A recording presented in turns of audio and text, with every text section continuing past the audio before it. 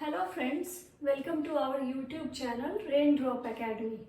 First I will introduce myself. मेरा नाम प्रियंका है and I am working with a nationalized bank in a senior management position.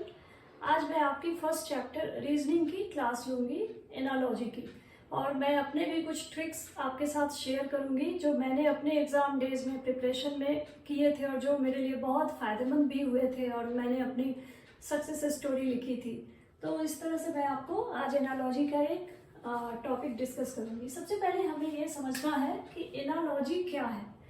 Basically analogy का मतलब ये होता है कि रिलेशन, जब हम एक वर्ड को, एक पेयर ऑफ वर्ड्स का रिलेशनशिप एस्टैब्लिश करते हैं, तो एनालॉजी में बेसिकली क्या है, relationship we have to established, relationship establish करनी होगी आपको वर्ड्स के साथ आपस में। अब इसमें एनालॉजी में बेसिकली आपके बैंक में या फिर एसएससी, रेलवे, ये सब में 2 या 3 क्वेश्चंस आते हैं, लेकिन ये 2 और 3 क्वेश्चंस में आपकी गलती होने की probability is very low. That's why we always have to attempt. और इसके बहुत सारे फायदे और हैं जो मैं आपको बताऊंगी। क्या फायदे हैं आप अगर एनालॉजी को पढ़ते हो और ज़्यादा से ज़्यादा प्रैक्टिस करते हो तो। सबसे पहले हम ये चलेंगे कितने तरह की एनालॉजी होती है। सबसे पहले तो फर्स्ट होती है वर्ड एनालॉजी। ठीक है, वर्ड एनालॉजी में अब किस तरह के सवाल आएंगे आपको वो आप एक बार समझ लीजिए। जैसे आपने इंग्लिश पढ़ी है, इंग्लिश में सबसे पहले आप क्या पढ़ते हैं, सिनोनिम, एंटोनिम होते हैं। सिनोनिम, एंटोनिम होंगे या फिर कोई रिलेशनशिप होगी जो एस्टैब्लिश होगी। हम लोग इसके कुछ एग्जांपल्स देखेंगे अभी, उससे हमें क्लियर हो जाएगा। सिनोनिम में जैसे आप नाइस, नाइस का सिनोनिम क्या होगा, प्लीजेंट।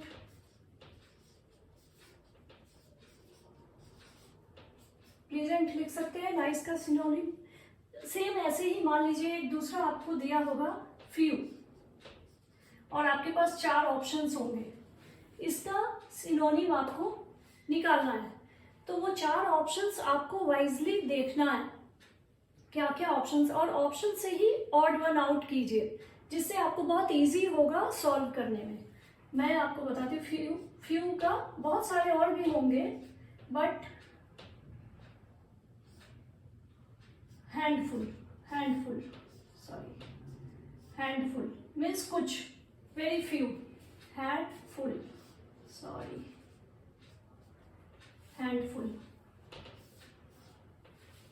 इसी तरह एंटोनिम है। अब एंटोनिम में क्या होगा, जैसे मान लीजिए कोई भी 1-2 वर्ड्स है, उसका एंटोनिम आपको करना है। जैसे डल,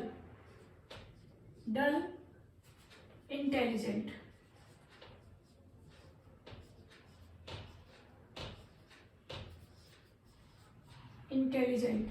इसी तरह एक दिया होगा, मान लीजिए क्या होगा, डल का इंटेलिजेंट, ये एंटोनिम है क्लेवर। इसका एंटोनिम क्या होगा, इसका एंटोनिम होगा फुलिश।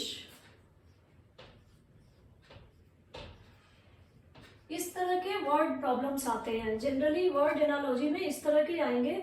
या फिर मान लीजिए एक आएगा, college is related to students. Same thing, college is related to students. उसी तरह hospital is related to, hospital में मान लीजिए आपके पास 4 ऑप्शंस होंगे, एक डॉक्टर, नर्स, मेडिसिन, पेशेंट। तो आप कौन सा इस पे टिक करोगे। चूंकि कॉलेज से क्या रिलेशन है स्टूडेंट का, यहाँ पढ़ने आते हैं बच्चे, तो हॉस्पिटल में क्या करने जाएंगे, पेशेंट ही जाएंगे हॉस्पिटल। तो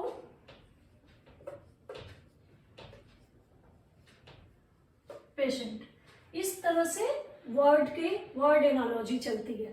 तो आप जितना ज्यादा प्रैक्टिस करेंगे और देखेंगे क्वेश्चंस को, उतना इजीली आप इसको सॉल्व करेंगे। इसमें कुछ आएंगे, जैसे मान लीजिए कैपिटल, जीके भी है। एक्चुअली एनालॉजी में बहुत सारी चीजें आती है, इंग्लिश भी, जीके इन द सेंस, मान लीजिए एक आ गया क्वेश्चन, इंडिया रूपी, क्या रिलेशन है, इंडिया की करेंसी है रुपी, इसी तरह मान लीजिए आ गया चाइना, तो चाइना की करेंसी आपको पता होनी चाहिए। Then you can solve analogy within a seconds, like 2 second 3 second, आपको टाइम ही नहीं लगेगा सॉल्व करने में। युआन, इस तरह से आप आगे बढ़ेंगे। मान लीजिए मेजरमेंट आपका है किलोमीटर, तो किलोमीटर किस में देखते हैं हम, डिस्टेंस। सेम उसी तरह मान लीजिए आपका एक कैपेसिटी होगी, वॉल्यूम, वॉल्यूम किस में करते हैं मेजर, लीटर्स में। तो ये सब बिकॉज स्टैंडर्ड यूनिट वही है। तो इस तरह के क्वेश्चंस आपके आएंगे एनालॉजी में जो आप फ्रैक्शन ऑफ सेकंड्स में सॉल्व कर लेंगे। सेकंड अब आएगी वर्ड के बाद, और ये जितना ज्यादा आप प्रैक्टिस करोगे उतना इजी आपका होता जाएगा। इसमें और कुछ भी नहीं है, बहुत इजी है, लेकिन समझना पड़ेगा आपको रिलेशन क्या है। Second is a letter, letter analogy. Letter analogy क्या है, mainly alphabets. Alphabets you should know the position of alphabets also. इसके लिए सबसे पहले आप अपने घर में एक पेपर पे ABCD की पूरी पोजीशन लिखिए, कौन सा इसके लिए सबसे अच्छा है। 5, 10, 15 पे जो है, 25 पे है, उसको आपको याद कर लेना है। ये मैं अलग से एक सेशन लूंगी, फिर इसके शॉर्टकट्स बताऊंगी। अभी सिर्फ आप अल्फाबेट्स में चलिए कि किस तरह के सवाल आते हैं इसमें। जैसे एक सवाल है KNQT, सिमिलर टू, देखिए आप यहाँ LORU। अब आपका क्वेश्चन है, पहले तो आप इसको समझिए कि इसका रिलेशन क्या होगा इसके साथ, और क्वेश्चन में आएगा ADGI, ठीक है। अब हमको ये देखना है कि इसमें क्या रिलेशनशिप एस्टैब्लिश हो रही है, so that we can understand this and we can solve this answer. First K और L, ये देखिए K के साथ में L, इसका मतलब ये +1 हो रहा है। फिर LMNO, NO +1 हो रहा है ये भी। फिर Q को देखेंगे, Q की पोजीशनिंग, Q भी, Q के बाद R +1। सेम T भी +1 में जा रहा है। और ये सीक्वेंस यहाँ जैसे मैंने +1 में बताया, हो सकता है +2 हो, +3 हो, -1 हो, ये कुछ भी हो सकता है। तो आपको ये रिलेशन देखना है, और एक बार आपने समझ लिया तो आपको बिल्कुल ही आसान होगा ये सॉल्व करना। सेम A का +1 करेंगे, D का +1, G का +1 और H का +1। This is the answer. So it is very easy to solve. तो आपको ये लेटर एनालॉजी होती है। थर्ड वन आएगी आपकी नंबर एनालॉजी।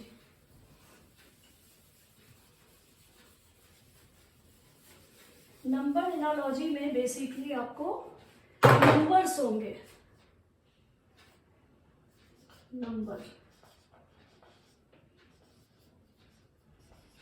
नंबर एनालॉजी आपको दो तरह से बहुत फायदेमंद होगी अगर आपने इसको समझ लिया। मैथ्स में एक नंबर सीरीज आती है, सीरीज वाले क्वेश्चंस, जो 5 क्वेश्चंस होते हैं। आपकी अगर प्रैक्टिस इधर भी है तो आप उधर भी सॉल्व कर पाएंगे वेरी इजी। इसमें से एक सवाल हम एग्जांपल सॉल्व करते हैं अभी। 85, 40 और यहाँ है 77, then what should come here. अब हमें रिलेशनशिप एस्टैब्लिश करनी है। इससे कुछ हम एक ऑप्शंस भी देख लेते हैं। मान लीजिए ऑप्शंस है 24, 48, 49 एंड 4 इज 85। तो अब आपको सॉल्व करना है कि क्या रिलेशन इन दोनों में है जिससे कि आप यहाँ पे टैकल कर सके इसको। तो नॉर्मली हम लोग क्या करते हैं, सबसे पहले तो माइनस करके देखते हैं। तो 85 माइनस 40 इक्वल टू 45। 45 से कुछ हमें इसमें देखेंगे माइनस करके, शायद वो कुछ ऑप्शन हो।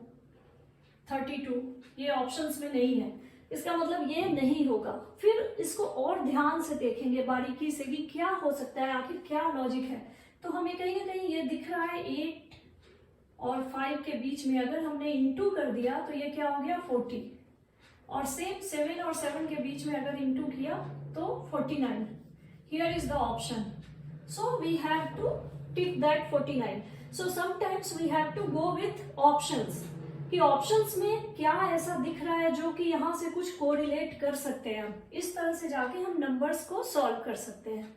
तो ये आपका नंबर एनालॉजी हो गई टोटल. अब आपके कुछ टिप्स मैं आपको बताऊंगी जो मैंने अपने प्रिपरेशन डेज में किए थे. उसमें सबसे पहला टिप्स ये है कि आप एक डायरी मेंटेन कीजिए. किस चीज के लिए? बेसिकली वर्ड पावर, जो आपको कहाँ कहाँ हेल्प करेगा. सबसे पहले तो आप इसको कहाँ से वर्ड पावर लेंगे? आप न्यूज़पेपर लीजिए या कहीं भी कोई ऐसी आपको दिखती है जो कि बहुत अच्छा वर्ड है जो आपको नहीं पता है. सबसे पहले तो उस वर्ड को उस डायरी में नोट कीजिए, और उसके बाद वहाँ पे उसके 2 सिनोनिम साथ में, डिक्शनरी उठाइए, डिक्शनरी से 2 सिनोनिम साथ ही साथ लिख दीजिए. अब आपके इससे क्या प्रिपेयर हुआ? एक तो आपकी जो वर्ड है वो आप जान रहे हैं, न्यू वर्ड, प्लस 2 सिनोनिम आप जान गए, मीन्स 3 वर्ड्स आपके तैयार हो गए. 3 या 4 जितने भी चाहे आप लिख सकते हैं. और जब आप एक न्यूज़पेपर पढ़ोगे तो एक तो पहला आपका जीके उससे तैयार हो रहा है, दूसरा इंग्लिश में आपको आ रही है, ड्राफ्टिंग आ रही है, वर्ड पावर आपका बढ़ रहा है. तो इस तरह से आपको एक के साथ में 2-3 फायदे हो जाएंगे सब. अब मैं आपको बताऊंगी, मेरे अपने पुराने डेज में मैं डायरी मेंटेन करती थी. आज भी वो डायरी मेरे साथ में है.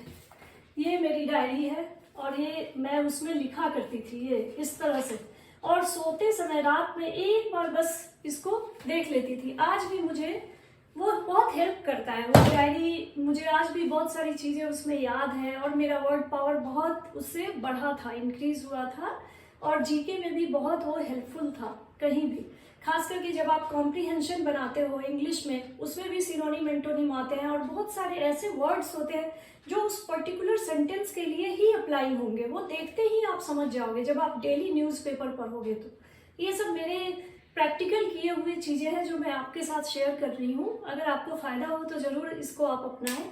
और फिर मैं एनालॉजी का ये यहीं पे स्टॉप करती हूँ. होप है आप इसको करिए, और जितना ज़्यादा आप करेंगे उतना ज़्यादा आपको प्रैक्टिस करना है.